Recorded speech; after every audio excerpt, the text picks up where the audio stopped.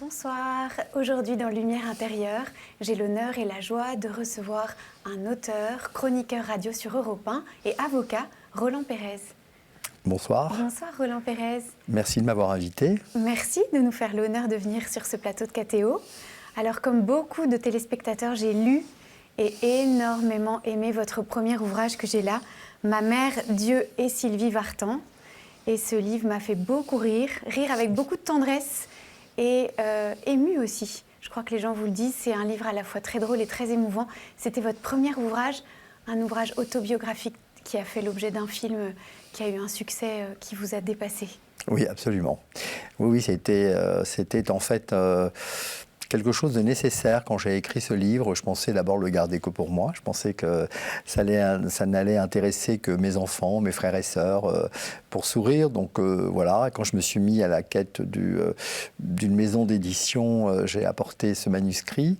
Et en fait, tout de suite, il y a eu un engouement. Alors je me suis dit, c'est la paillette Sylvie Vartan qui donne cet engouement, et pas du tout. On m'a dit, ce livre recèle une histoire universelle, le rapport d'un enfant à ses parents, à sa maman, et le combat d'une mère, ça c'est vraiment universel. Et c'est décrit avec tellement d'humour et de vérité que ça ne peut que toucher. Et tendresse, il y a beaucoup de tendresse dans ce livre. Oui, et voilà, et je me suis dit, tant mieux. Et moi, je comptais appeler ce livre, je ne comptais pas l'appeler, le titre qui est Ma mère, Dieu et Sylvie Vartan. Au départ, ce n'est pas moi qui ai trouvé le titre. Moi, très naïvement, dans le film et dans le livre, ma mère empruntait au dialecte marocain un mot qui était Mchikpala, qui veut dire « je te donne ma vie ». Qui est magnifique. Et je comptais donc l'appeler Mchikpala et entre parenthèses mettre « je te donne ma vie ». Et quand je l'ai dit à mon éditeur, donc, il a souri et il m'a dit « Écoutez, on ne va pas vendre vos livres uniquement dans les synagogues, Roland. Je pense qu'on va cibler un public un peu plus large. Et donc, je ne pense pas que ce soit le bon titre. Moi, je pense que votre vie est un triptyque. Votre vie, c'est votre mère, Dieu et Sylvie Vartan. » Et là, j'ai dit, ah bon, ma mère, Dieu et Sylvie Vartan? Il dit, bah oui, votre mère en premier, Dieu avec l'importance de Dieu, de la prière, du miracle, et puis Sylvie Vartan qui vous a permis de lire, d'écrire, de supporter ce traitement, c'est exactement ça. Je lui ai dit, oui, mais enfin, il y a un hic, est-ce que Sylvie Vartan va accepter de figurer sur un titre? Oui, c'est vrai, je suis devenu entre-temps son avocat, son ami, son proche. Est-ce que...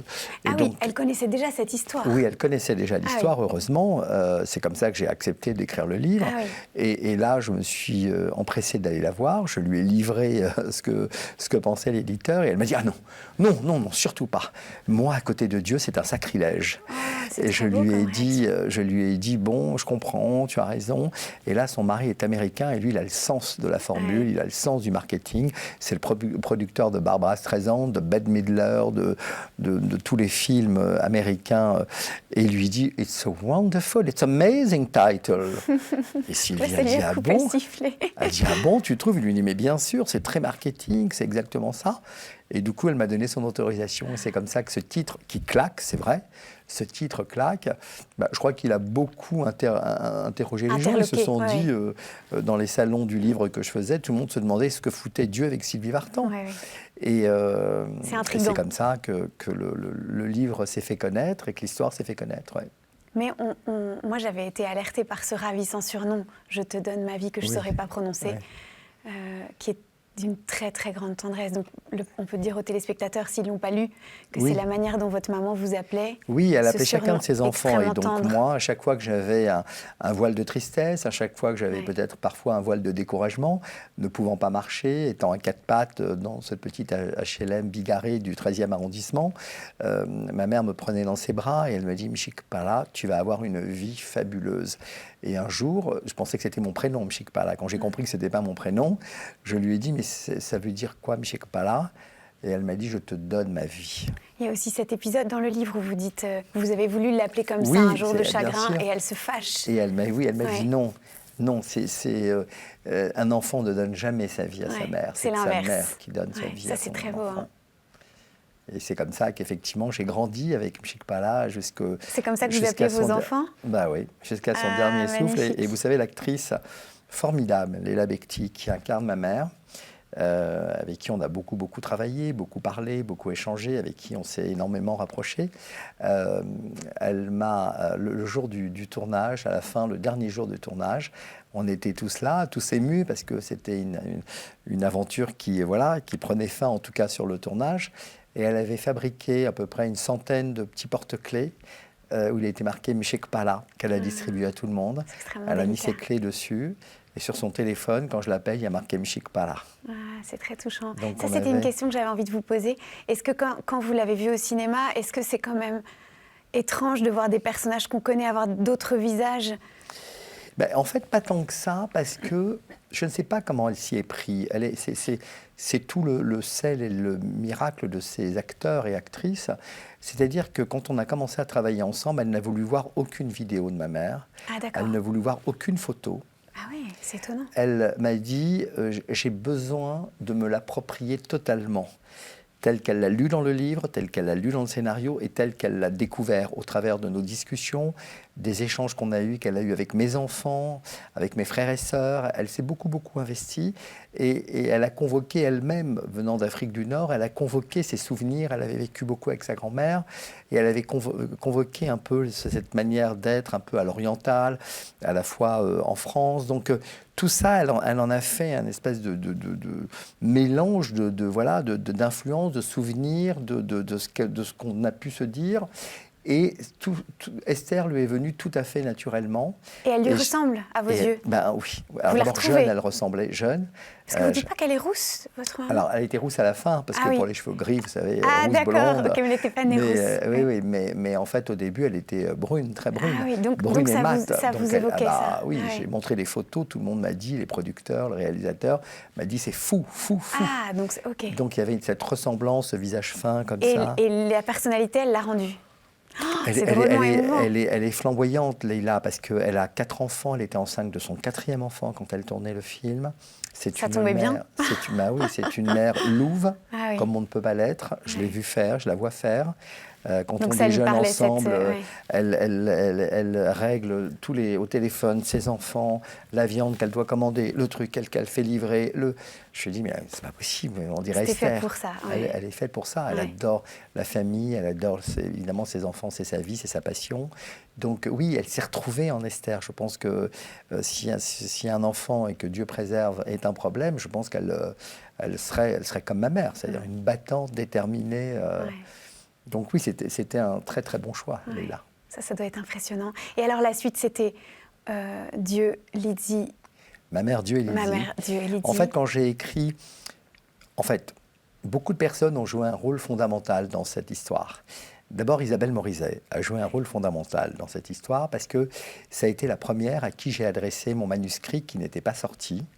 Je lui ai adressé. Et je lui ai dit, on se considère un peu comme frères et sœurs. Et je lui ai dit, mon Isabelle, ça me ferait trop plaisir que tu lises. Elle connaissait les protagonistes, elle connaissait ma maman, parce qu'on se connaît depuis très longtemps. Elle connaissait ma femme aussi. Elle connaît évidemment mes enfants. Moi, je connais sa vie. Donc, je lui ai dit, écoute, lis-le, dis-moi ce que tu en penses. Tu vas passer à peine 1 heure ou 2, ça ne va pas te prendre trop la tête, tu verras. Et elle me rappelle, effectivement, 2-3 jours plus tard. Mais elle marchait sur la Croisette à Cannes et elle m'a dit, écoute Roland, ce livre est une pépite, j'ai ri, j'ai pleuré, j'ai retrouvé les personnages. Je veux que tu sois mon premier invité dans mon émission Il n'y a pas qu'une vie dans la vie, sur Europe 1. Je lui ai dit, mais enfin, avec tous les gens célèbres que tu reçois, qu'est-ce que tu vas me... Elle me dit, Roland, je veux que tu sois mon premier invité de la rentrée. Bon.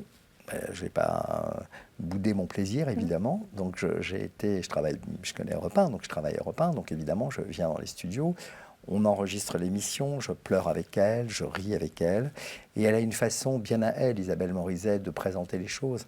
Elle dit « Ma mère, Dieu et Sylvie Vartan ».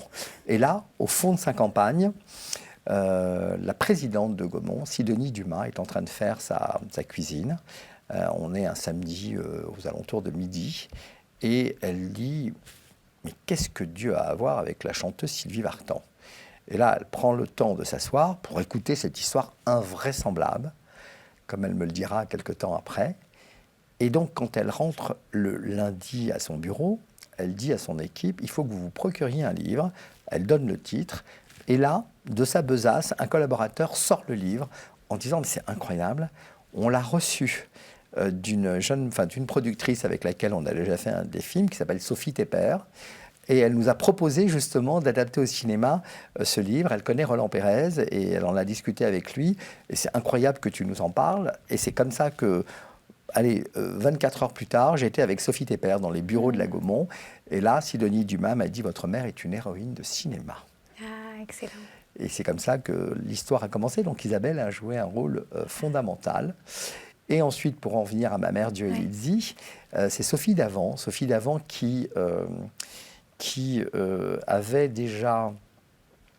déjà été à l'origine de l'écriture du premier livre, comme on le voit dans le film, c'est-à-dire que c'est Ariane Massenet qui joue son rôle, mais c'est Sophie Davant en réalité qui, me connaissant bien, était venue voir ma mère à la clinique, à l'hôpital. Et alors que je m'étais absenté pour aller chercher des pâtisseries, quand je suis revenu, j'ai vu Sophie en larmes. Et moi, j'avais interdit à ma mère de livrer cette histoire à personne. Vous étiez fâché?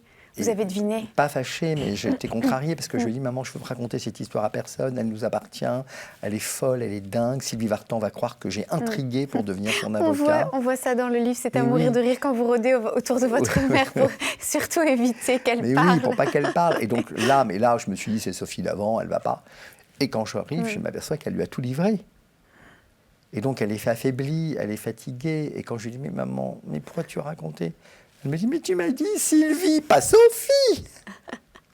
Et là, Sophie n'aura de cesse de me dire « Mais il faut que tu écrives le livre. » Je vais donc écrire ce premier livre. Et puis un jour, elle va me poser la question, après que le film ait été fait, elle me dit, il n'est pas encore diffusé le film, elle me dit « Mais comment tu as connu ta femme en fait? Tout le monde en parle, Lizzie, mais je ne me souviens plus. Comment tu l'avais connue ?» Et là, quand je lui raconte l'histoire, tout aussi invraisemblable, mon histoire d'amour avec ma femme, elle me dit, mais tu tiens là ton deuxième roman, vrai. Et c'est là où je vais écrire Ma mère, Dieu et Lizzie. Et puis un jour, elle va encore de nouveau revenir à la charge. Elle va venir passer un Shabbat à la maison avec tous mes enfants. Et elle va me voir, d'une main, je roule le couscous, de l'autre, je range mes dossiers. Et elle va me dire, mais en fait, t'es devenu maman-papa. Et je vais lui raconter une anecdote qui est donc le titre du livre, de mon troisième livre. Bonne fête des mères, papa. Où je lui dis que... Un an après le départ de ma femme, mes enfants, le jour de la fête des mères, vont entrer à la cuisine avec un cadeau et un bouquet de fleurs. Et moi, j'avais oublié que c'était la fête des mères, évidemment. Et ils me disent « Bonne fête des mères, papa ». Et c'est comme ça que, évidemment, je vais écrire ce troisième livre, « Bonne fête des mères, papa », qui me tient à cœur, parce que c'est le dernier triptyque de ma vie, pour le coup. Mais voilà, c'est probablement le plus beau, parce que ma mère m'avait quand même promis une vie fabuleuse. Alors après, je ne suis pas exempt de malheur, comme tous les gens. Peut-être tous ceux qui nous regardent. Évidemment, on a tous des malheurs. Que Dieu préserve. On perd un proche, un enfant, et là, c'est le plus terrible. Et un parent, c'est dans l'ordre des choses. Son époux, quand on est jeune, c'est pas toujours dans l'ordre des choses. C'est vrai que c'est quelque chose de terrible. Mais j'avais dit à mes enfants, quand ma femme est partie, vous savez, on nous ampute d'un bras, d'une jambe, mais il y en a qui gagnent des marathons avec une seule jambe et un seul bras. Et nous, on va le gagner, ce marathon de la vie, je vous le promets. Et on a tenu parole. Et la vie fabuleuse qu'on m'avait promis, je l'ai quand même eue avec mes enfants aujourd'hui, avec ma femme dans un premier temps, puis avec mes enfants aujourd'hui. Donc votre but en écrivant, c'est la gratitude?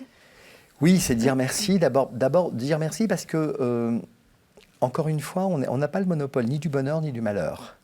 Je fais la libre antenne actuellement le soir sur Europe 1 depuis la rentrée. Et je me dis quand même, quand je rentre le soir en vélo, à 1h30 du matin sur mon vélo, il peut pleuvoir, il peut faire froid, mais je passe mon temps à dire merci Dieu, merci, c'est pas possible, parce que je vois ce que les gens traversent, je vois ce que les vies, la solitude, la perte d'un être cher qui vous laisse sans voix, sans force, le fait d'avoir cette force en soi, de pouvoir se réveiller le matin en se disant voilà, tout n'est pas parfait, mais on va se battre, on va réussir, on sourit.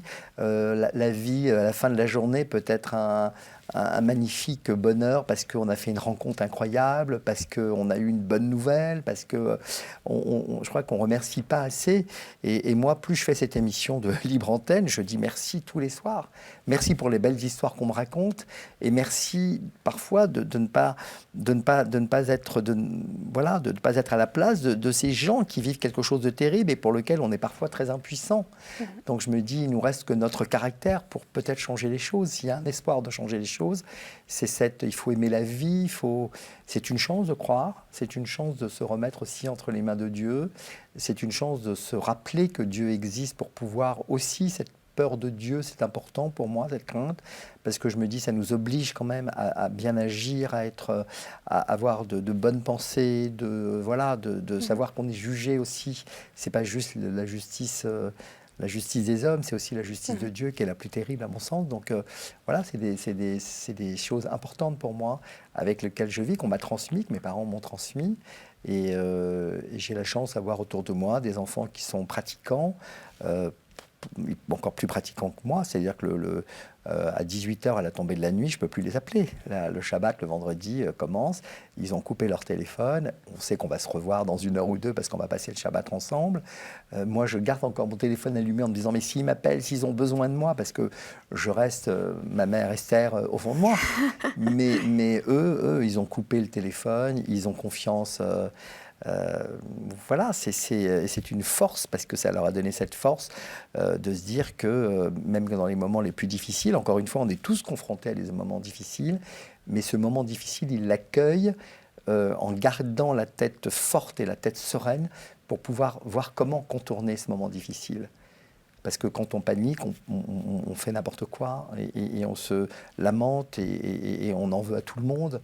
Moi, quand il m'arrive des choses, j'en veux à personne. Je me dis, ben oui, je suis touché comme d'autres. C'est normal, il y a je pensais j'avais écouté un entretien de France Gall, cette chanteuse, qui avait perdu donc son mari et qui avait sa fille qui avait la mucoviscidose. On savait que sa fille, Pauline, était atteinte de la mucoviscidose et plus ou moins, elle disait parfois des choses, mais avec son mari, elles avaient accompagné le mieux possible sa fille et les années étaient passées, sa fille avait grandi, et puis elle perd brutalement son mari sur un terrain de tennis, c'est quand même fou, mais elle l'a accepté, comme je disais moi, bah oui, on paye notre tribut à la vie, c'est comme ça, on perd les êtres chers, parfois brutalement. Le matin, on se réveille, on ne sait pas si on ne va pas être renversé par une moto, un autobus ou attaqué par je ne sais qui. C'est comme ça, il faut et elle dit, ben, je pensais avoir payé mon tribut. Je pensais vraiment avoir dit, bon ben voilà, j'ai perdu mon mari. Et le jour où elle a perdu sa fille, après, quelque temps après, elle dit là, je suis pas prête. Je pensais avoir payé. Je peux pas payer 2 fois. C'est pas possible. Pas mon enfant. Et je me dis, mais elle a raison. C'est difficile, même si je me dis, qu'est-ce qu'on peut faire? Il y en a d'autres qui existent. Elle avait encore son fils qui était là. Il faut continuer à vivre pour tous ceux qui sont encore là, même quand on perd des êtres impossibles. Ma mère, le jour où elle a perdu son mari, mon père, je me suis dit, elle ne se remettrait pas. Après 50 ans de vie ensemble, 55 ans, ils étaient fusionnels, ils ont créé cette belle famille, 14 petits-enfants, 6 enfants, dans cette tradition, dans les respects des autres. Enfin, vraiment, je me dis, bah, elle ne s'en remettrait pas. Et comme il faut enterrer très, très vite dans le rite juif, il fallait qu'on emmène le corps en Israël très vite, quand mon père est mort. Donc le jour même, il fallait dès que le soir on fasse faire notre valise et l'enterrer dès le matin l'aube en Israël et qu'on trouve qu'on affrète un avion. Enfin, puis à un moment donné, je dis à mes frères et sœurs, mais maman, on l'a laissée seule chez elle. Il faut qu'elle fasse sa valise, mais elle doit être totalement perdue. J'étais totalement perdu et j'arrive chez elle pour la voir. Et là, je vois son coiffeur en train de lui faire un brushing. Et j'appelle mes frères, je dis, elle a perdu la tête, maman. Elle est unique. Je lui dis, elle a perdu la tête, je crois, elle s'est pas rendue compte. Et je m'approche d'elle, je dis, maman, ça va? Oui, chérie. Je lui dis, elle me regarde, et puis je lui dis, t'as fait venir Patrick pour te coiffer? Et elle me dit, chérie, pendant 7 jours, je vais pas être coiffée, comment on va faire? Elle est unique. Ça nous permet peut-être de passer à la deuxième partie de cette émission. Oui. Alors, vous savez, on vous a prévenu, il va y avoir des mots. On va Oui. vous présenter 5 mots. À partir de ces mots, vous pouvez dire ce qu'ils vous inspirent. D'accord. Vous m'avez dans l'oreille et je reviens après vous retrouver ici. D'accord. À tout à l'heure. À tout à l'heure.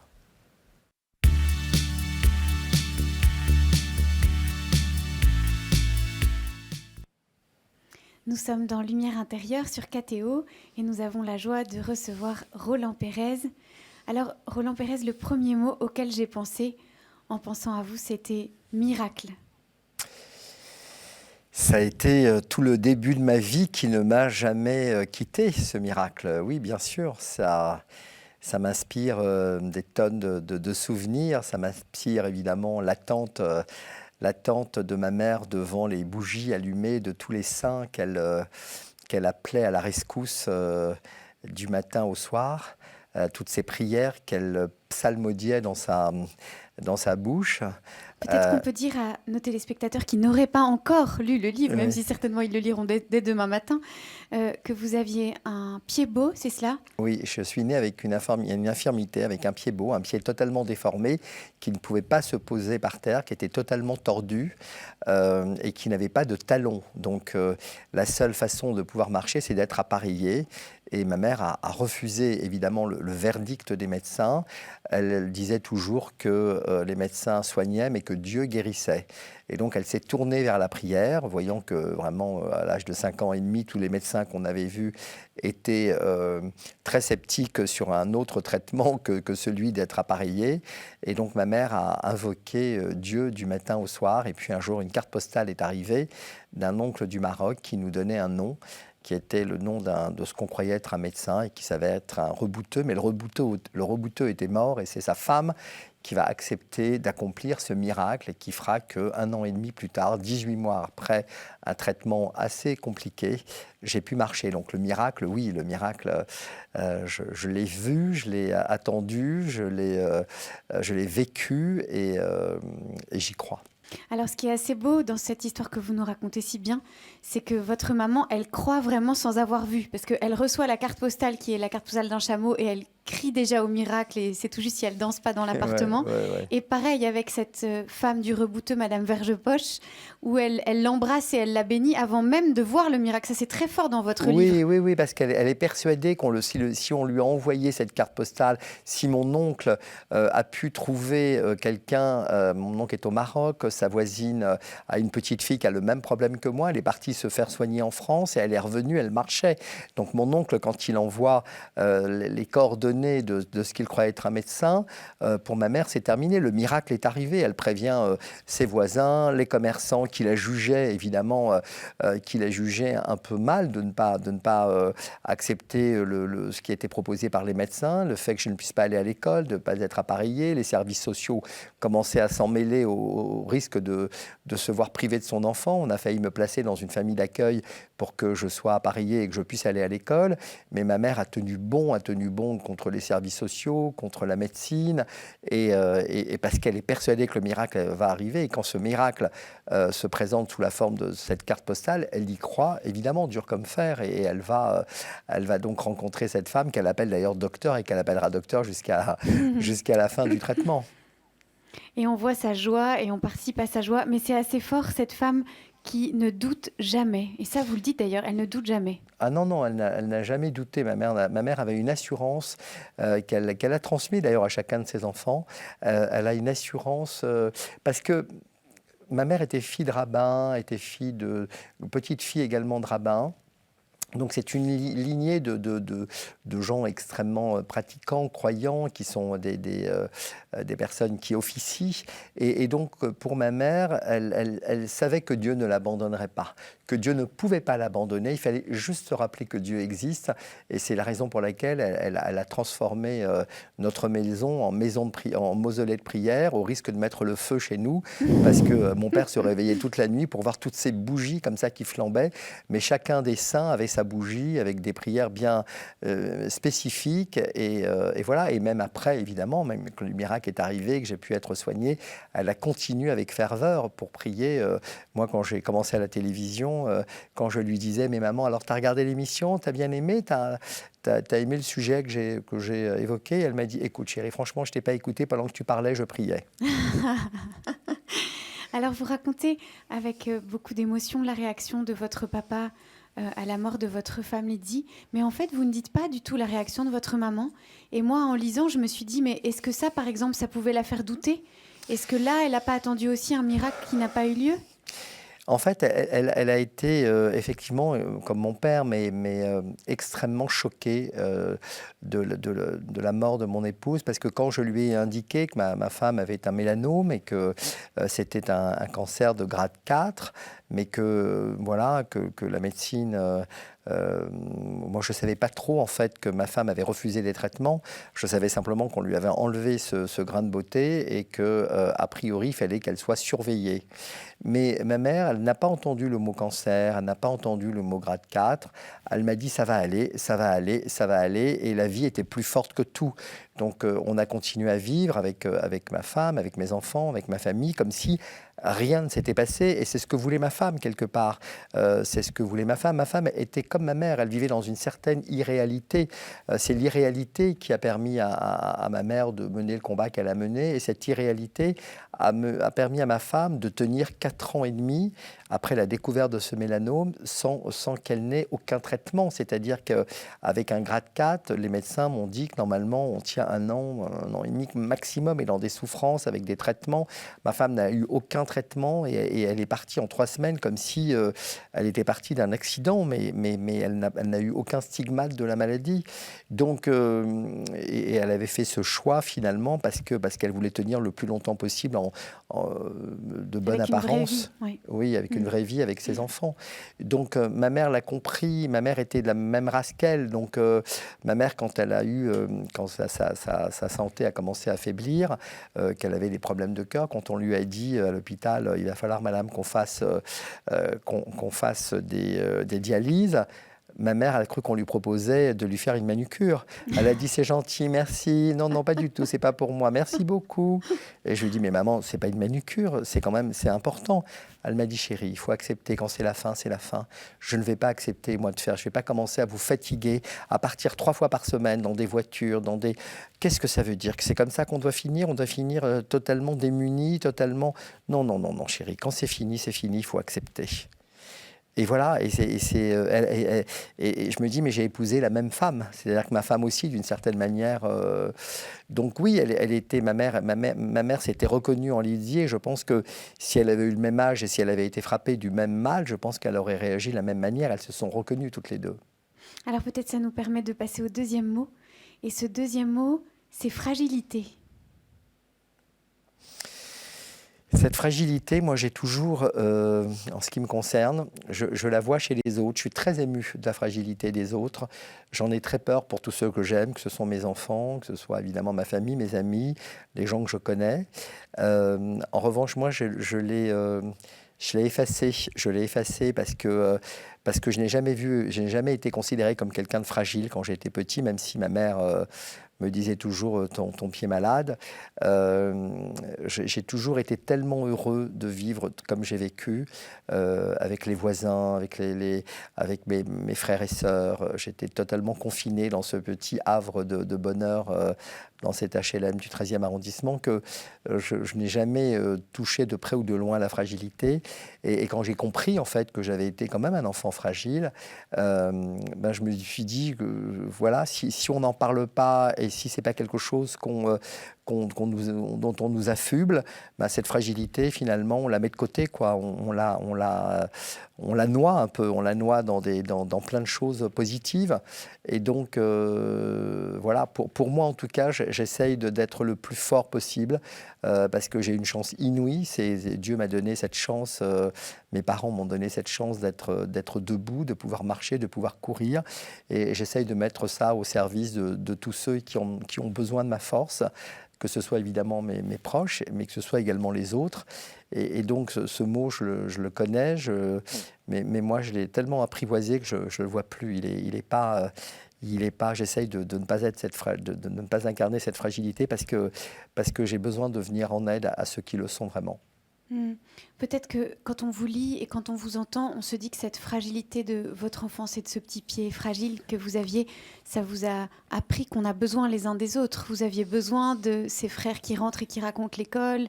Et vous, finalement, c'était naturel pour vous d'avoir besoin les uns des autres. Ah oui, oui, pour moi, ma mère avait besoin de ses voisines, besoin de cette richesse culturelle que représentaient les voisines de toute origine. C'était à l'époque des années 60, donc il y avait beaucoup d'immigration. Donc on avait des gens, évidemment, qui venaient d'Algérie, des pieds noirs. On avait des gens qui déjà étaient dans deuxième génération de Chine.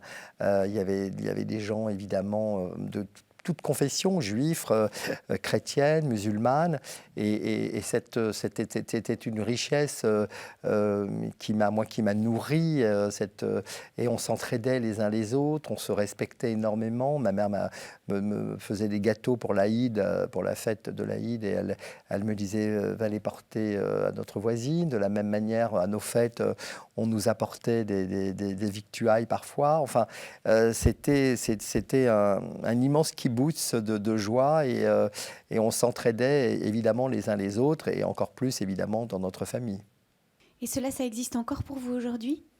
Non, non, malheureusement. Enfin, on arrive, moi j'ai autour de moi, je continue moi à le faire, hein, mais là on parlait d'un immeuble par exemple, ben non, je pense que hélas dans ces grandes cités, moi j'habitais dans une grande cité, dans une petite copropriété, oui peut-être, il y a encore beaucoup de civilité, beaucoup d'entraide, beaucoup de solidarité, mais dans ces grandes cités, le pire parfois côtoie le meilleur, et le meilleur côtoie le pire, et c'est à nous de le recréer, c'est sûr que c'est à nous de le recréer. Moi, j'ai gardé une immense tolérance pour tout le monde et pour toutes les communautés que j'aime, et je m'en nourris. Moi, je partais à la fac, dans la fac où j'étais, il y avait beaucoup de gens, beaucoup d'étudiants d'Afrique qui venaient. Et je les adorais parce qu'ils avaient cette joie de vivre, cette façon d'être, ce partage qu'ils avaient entre eux. Et du coup, j'ai resté beaucoup avec eux pour réviser. Et ils venaient donc beaucoup chez moi également pour réviser. Et on partageait des moments délicieux avec eux parce que je reconnaissais chez eux, voilà, encore une fois, ce goût du partage, ce goût un peu de la solidarité des uns des autres, des êtres humains. Je trouvais ça magnifique. Et un jour, ma mère m'a dit: chérie, ils sont très sympas, mais tu m'as jamais dit, c'est une fête africaine où tu es inscrit alors? Et je lui ai dit, bah non, pourquoi tu dis ça? Mais non, chérie, il n'y a que des Africains qui viennent à la maison. Bah, je lui ai dit, oui, tu as raison, mais c'est vraiment les plus sympas. Donc je pense que, oui, je me suis nourri. Moi, je n'ai pas peur de l'autre. J'ai aucune peur de l'autre. Au contraire, je me dis que l'autre, par sa culture, par son origine, par sa façon d'être, nous apporte beaucoup. Et voilà, on ne peut pas tous voyager dans tous les pays du monde, mais quand on a sous la main des gens qui viennent à vous, il faut en profiter. Merci Roland Pérez. Alors le troisième mot, c'est reconstruction. C'est frappant quand on vous lit de voir que quand même, il a fallu chaque fois rebondir, chaque fois repartir, recommencer et aussi reconstruire des choses abîmées ou disparues. Alors moi je n'ai jamais vu, alors oui peut-être reconstruire. Moi ce que je voyais plutôt c'était continuer parce qu'en fait, j'ai continué avec... on a la chance, quand on a aimé et quand on est croyant, on a la chance de vivre avec nos âmes perdues. On a la chance de se dire que nos âmes qui ont quitté, qui ne nous ont pas quittés, en fait, l'enveloppe physique nous a quittés, mais l'âme ne nous a pas quittés. Et donc, j'ai pu continuer à vivre avec ces âmes, je pense différemment que je le faisais quand elles étaient là physiquement, mais que ce soit notamment avec ma femme ou avec mon père ou avec ma maman. Et vous sentez leur présence? Oui, je sens leur présence. En tout cas, je ne vais pas les embêter parce que j'ai bien compris qu'on n'allait pas, c'est pas ma sorcière bien-aimée, quoi. On ne va pas leur demander tous les jours des miracles. Mais je sais que je peux leur parler. je peux me confier, je peux leur demander de l'aide, je peux leur demander d'allumer la lumière là où je ne vois pas de la lumière sur des choses que je rencontre, que ce soit pour moi, mais surtout pour mes enfants Et ils ou le pour font? les gens. Mais oui, oui, oui. Moi, je pense Vous que voyez des petits signes?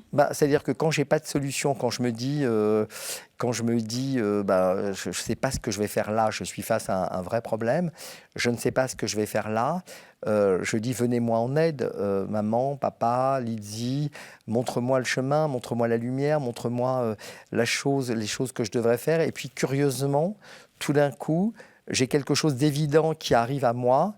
Mais qui était comme dans l'émission 100% logique, qui est devant vos yeux, mais vous ne le voyez pas. Et tout d'un coup, je le vois. Et je me dis, c'est qu'ils ont mis la lumière là où il fallait et ils me permettent de le voir. C'est généralement quelques jours après que les choses se décantent. Donc oui, j'y crois. Donc, je ne me suis pas reconstruit. Je pense que j'ai continué différemment, mais j'ai continué. Et qu'est-ce que vous diriez à nos téléspectateurs si eux aussi vivent des périodes d'abattement ou de déchirement comme vous avez vécu? Je dirais qu'il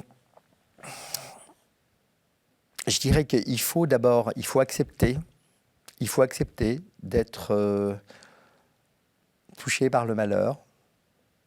Il ne faut pas se rebeller parce que ça ne sert à rien. Ça ne sert à rien. Vous vous battez contre des vents.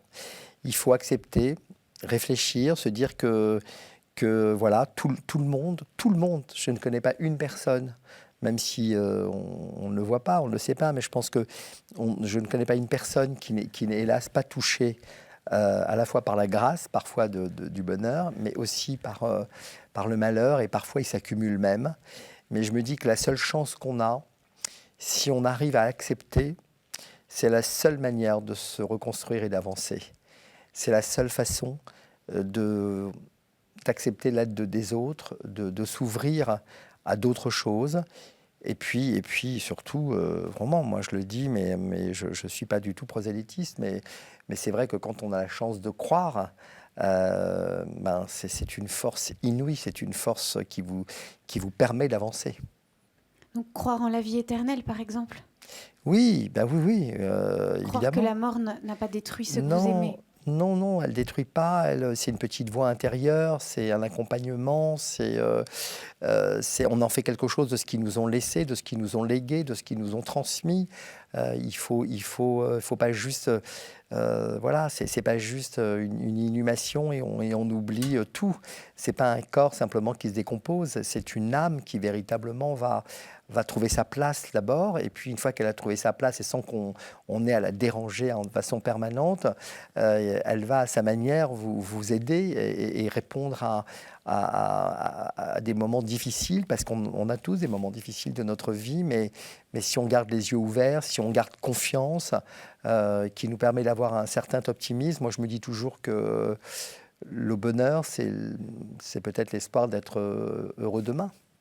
Et le corps, parce que vous parlez de l'âme, mais le corps de ceux que vous avez aimés, vous pensez que vous le retrouverez un jour? Je ne sais pas si c'est une fin en soi de retrouver le corps, parce que je pense que c'est juste une enveloppe. Alors dans la religion juive, on dit que le Messie voilà, est attendu et que ce Messie va faire revenir tout le monde. Et je sais Avec pas, son corps? avec son corps. Donc voilà, peut-être que ce sera le cas, je ne sais pas. On dit qu'on est dans une année messianique. Mais que tant qu'on n'est pas parfait, c'est-à-dire tant qu'on n'est pas à l'image de Dieu, ce Messie ne viendra pas, et que chacun fait un petit travail sur soi pour être un peu plus à l'image du Dieu, c'est-à-dire voilà, honnête, loyal, pur. Voilà, mais c'est difficile ça, dans ce monde. Et alors là, il reviendra et ce sera la résurrection pour tous. Voilà, c'est ce qu'on nous promet. C'est quand même chouette. Ouais, oui, je dis simplement, je ne sais pas s'il ne faut pas que j'achète un nouvel appartement, parce que du coup, c'est un peu petit chez moi maintenant. Exactement. Alors le 4e mot, on y est bien préparé, parce que le 4e mot, c'est sûrement le plus beau et le plus important dans tout ce que vous nous avez partagé, c'est Dieu. Moi, j'en ai terriblement peur. J'en ai terriblement peur parce que je sais que je ne suis pas parfait. Que Dieu, est-ce qu'il lit nos pensées? Est-ce qu'il voit tout? Est-ce qu'il comprend tout? Je me dis aussi Dieu m'a sauvé de bien des tourments et il continue à le faire. Il me donne cette force, cette joie de vivre. J'espère qu'il a accueilli, comme il le fallait, tous ceux qui me sont chers et qui sont partis. J'espère qu'il a pu faire en sorte de les réunir. Voilà, est-ce que j'ai hâte de le rencontrer? J'en ai un peu peur, donc j'ai pas hâte de le rencontrer. J'espère que j'ai encore des missions à mener ici et accompagner le plus loin possible mes enfants et aujourd'hui mes petits-enfants. Mais Dieu, voilà, je le crains, je l'admire. C'est ce qui m'est arrivé de mieux dans ma vie, qui me permet à la fois de m'endormir et de me réveiller heureux. Et vous le craignez parce que c'est sa pureté qui vous effraie? Oui, parce qu'on n'est pas à son image, parce qu'il y a un jugement. Nous, on a le jugement du grand pardon. Il y a ces jours qui précèdent le grand pardon, où on ne sait pas si on va être inscrit ou non sur le livre de la vie pour l'année qui vient. Et on fait le bilan de ce qu'on a fait de bien, de mal, des mensonges pieux peut-être parfois qu'on a fait, des comportements qu'on a eus, est-ce qu'on a répondu comme il le fallait aux gens, est-ce qu'on ne s'est pas énervé à mauvais escient, est-ce qu'on a été suffisamment charitable, est-ce qu'on aurait pu faire plus si on ne l'a pas fait, est-ce qu'on n'a pas satisfait uniquement pour des lucres, des choses voilà, assez basses. Voilà, c'est des questions qu'on se pose. Est-ce qu'on s'est suffisamment remis en cause? Est-ce qu'on n'a pas... par exemple, parfois, quand on me dit « Oh là là, quel film, quel succès, je me dis que je le dois à Dieu et j'essaye de baisser la tête parce que je me dis que c'est seule l'humilité qui nous fera avancer dans la vie et c'est ce que Dieu nous apprend. » Mais est-ce qu'il pardonne la liste de tout ce que vous avez décrit? Normalement, c'est écrit dans la Torah qu'il pardonne, puisqu'on a, on a ce jour du grand pardon où on va jeûner toute la journée, où on va expier donc nos fautes, où pendant 24 heures, on ne va pas boire une goutte d'eau, ni évidemment manger, où on va se tenir quasiment debout toute la journée dans un lieu de prière, où on va lire toute l'histoire de ce grand pardon et des prières de remerciement, d'allégeance. Donc oui, normalement, c'est fait aussi pour qu'on ait cette journée de remise en cause, où on avoue nos fautes pour mieux les absoudre, nos iniquités, donc voilà, on a cette journée, mais parfois est-ce que c'est suffisant? Je ne sais pas. Est-ce qu'il nous crée un cœur pur comme dans les psaumes? Est-ce qu'il lave nos péchés pour qu'ils deviennent blancs comme de la neige? Écoutez, c'est ce que devrait être en tout cas pour nous, juifs, la raison d'être de cette fête et de cette journée. Mais au fond, vous avez toujours quand même un peu peur. Oui, bien sûr, j'ai peur. Mais je crois que j'ai peur parce que je me dis c'est trop facile, c'est pas une ardoise magique. Il faut pas attendre, faut pas se dire allez, c'est pas le permis de conduire avec 12 points et en une journée on se retrouve avec nos 12 points alors qu'on n'en avait plus. Je me dis qu'il faut vraiment se remettre en cause tous les jours. Oui, on sent que c'est grave la relation avec Dieu, c'est sérieux. Oui, c'est sérieux. On ne peut pas l'offenser et dire que ça n'a pas d'importance. C'est sérieux, et on doit mesurer notre chance parfois de ne pas être, de ne pas être ceux qu'on... Moi, quand je vois des gens qui dorment dans la rue, je suis anéanti parce que je me dis qu'est-ce que je peux faire. Je me disais parfois quand on joue à l'euro-million, je me dis voilà, si je gagne à l'euro-million, je vais mettre l'argent dans une fondation et tous les jours je recevrai, tous les matins, je ferai en sorte de recevoir tous les gens qui sont vraiment dans le besoin, tous ceux qui dorment dans la rue, le CSDF. Et je regarderai leurs besoins, non pas pour leur donner de l'argent pour qu'ils continuent à boire ou à s'extraire de la société, mais de voir comment on peut vraiment les aider. C'est-à-dire que cet argent, je me dis, je vais les donner cette fois-ci pour les réinsérer dans le circuit de la société, que ce soit d'un point de vue médical, que ce soit d'un point de vue personnel. Alors après, c'est une utopie, ce que je dis, mais voilà. Mais je me dis, est-ce que j'espère que je le ferai si je gagne à l'euro-million, parce qu'on peut le faire avec les petites pièces qu'on donne tous les jours. Mon père, il n'y avait pas un jour où où dans la rue, il remplissait sa poche que de pièces pour les donner aux pauvres, enfin aux gens qui étaient... mais bon, ça change 1 euro, 2 euros, 3 euros.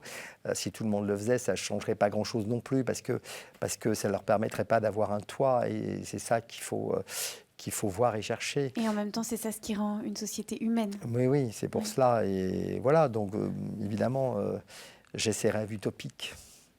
Qui sont des beaux rêves. Peut-être que j'avais envie de vous demander si, en avançant dans la vie, vous aviez le même regard sur Dieu que quand vous étiez petit, ou si vous aviez, ou même en avançant, est-ce que votre regard change? Est-ce que vous découvrez de lui des choses nouvelles?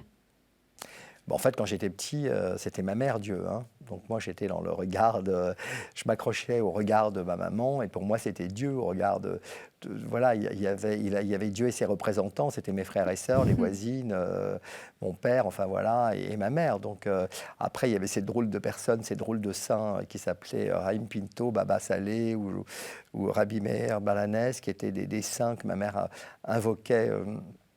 Nuit et jour, donc pour eux, moi, c'était les copains de Dieu. Enfin voilà, c'était plutôt des gens sympas normalement, même s'ils avaient une tête très austère.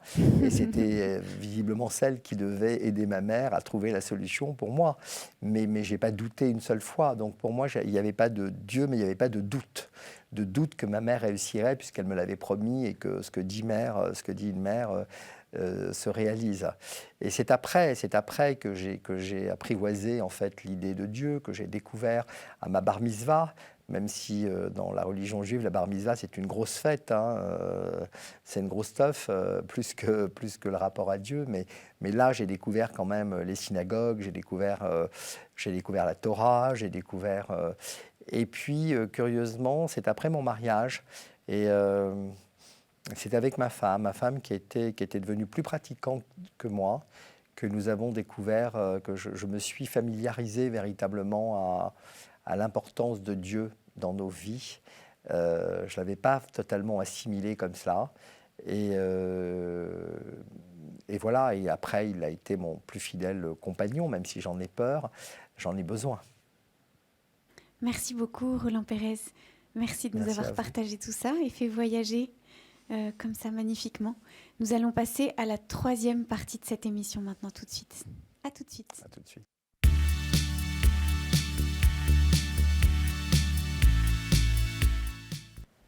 Alors Roland Pérez, vous êtes toujours là? Oui, toujours là. Comment est-ce que vous avez vécu ce moment? Écoutez, c'est un moment d'introspection inouï. C'est vrai? J'ai l'impression d'être dans une sorte de confession, puisque vous n'étiez pas devant moi, que j'avais cet écran, et que du coup, je revoyais défiler un peu tout ce que m'inspiraient vos mots. Et c'est à la fois, on est enveloppé par ces mots, par ces souvenirs, et aussi par ces images voilà, que ça suscite dans mon esprit. En tout cas, vous nous avez bien fait voyager. Merci. Merci beaucoup. Peut-être qu'on a envie de vous demander s'il y a une parole de la Torah qui vous parle particulièrement, qui vous accompagne ou qui vous habite. Oui, il y a une phrase de la Torah qui m'habite, qui est en hébreu « Gamzele Tova », c'est-à-dire ce qu'on pense qui nous arrive pour le mal et pour le bien. C'est Joseph et ses frères. Oui. Ouais. Gamzele Tova, ça veut dire, voilà, quand quelque chose, on pense que c'est quelque chose de mal. Dieu le tourne en bien. Ouais. Parfois, c'est pour Est-ce qu'on arrive à se dire ça pour des choses très lourdes? Non, je pense pas, évidemment que non, mais parfois quand on est face à une souffrance terrible de quelqu'un, et que si on croit en Dieu, on dit que la souffrance va s'arrêter là, et ce qu'elle va connaître ailleurs va être enfin un apaisement et un soulagement. Donc si on pense à ça, si on n'est pas croyant, c'est sûr qu'on en veut, on peut en vouloir à tout le monde et à tout. Mais quand on est croyant, même si c'est dur, même si la personne nous manque, même si c'est terrible, même si ça génère des frustrations quand il y a des enfants qui sont jeunes et qu'un parent s'en va tôt, qu'un accident de voiture, enfin, bien sûr que tout ça, c'est terrible, mais Dieu ne nous l'a pas envoyé pour rien. La personne a peut-être avait déjà fini ce qu'elle devait accomplir. Elle est peut-être dans une réincarnation, plusieurs réincarnations qui se sont achevées. On n'est pas dans le secret de Dieu. Donc quand on est croyant, il faut l'accepter. Je ne dis pas que c'est pas une forme facile. de mystère. Mais il faut l'accepter. Si on doit tout expliquer et s'énerver contre qui, contre quoi? Ça sert à quoi? Si ça servait à quelque chose et qu'on pouvait nous les ramener, bah oui, d'accord, menons une bataille. Mais il y a des batailles vraiment à mener qui peuvent changer les choses. Contre la maladie, il y a peut-être des batailles à mener, et je suis le premier à vouloir les mener. Mais s'il n'y en a plus, si la bataille s'est fermée par une disparition, on ne va pas sombrer et partir, parce qu'on a encore des raisons d'être là pour les autres, pour ceux à qui on doit apporter quelque chose, pour l'intégrité de son corps, pour plein de raisons. Donc, alors, c'est vrai que c'est tout aussi facile de le dire quand vous n'êtes pas tout de suite touché et que vous parlez pour les autres. Quand ça vous touche, c'est comme... Ou au contraire, vous pouvez le dire vous, parce que ça vous a touché. Sinon, vous ne pourriez peut-être pas. Oui. Vous n'oseriez peut-être pas. Vous savez, c'est comme pour la peine de mort.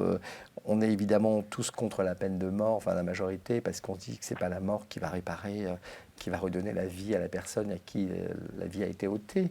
Mais quand on est concerné, qu'on a en face de nous celui qui a ôté la vie à celui qui nous est si cher, on a peut-être envie nous-mêmes de l'égorger ou de prôner la peine de mort. Donc on n'a pas cette distance, cette objectivité qu'on peut avoir de façon générale. En tout cas, ce que vous partagez, c'est qu'au fond, Dieu a ouvert des chemins de beauté et de bonheur là où même il y avait du malheur dans votre vie. Mais oui, parce que il m'a donné des enfants dont je me réjouis tous les jours, qui sont de bons enfants, qui sont des enfants vraiment qui sont ouverts, empathiques à l'égard des autres.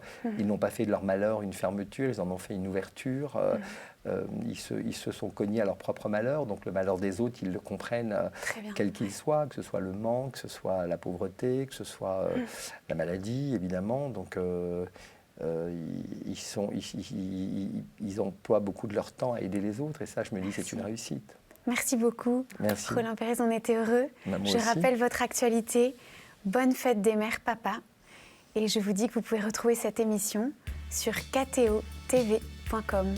Merci beaucoup. Merci à vous. On était très heureux de pouvoir partager ce moment. Moi aussi. Merci Roland Pérez.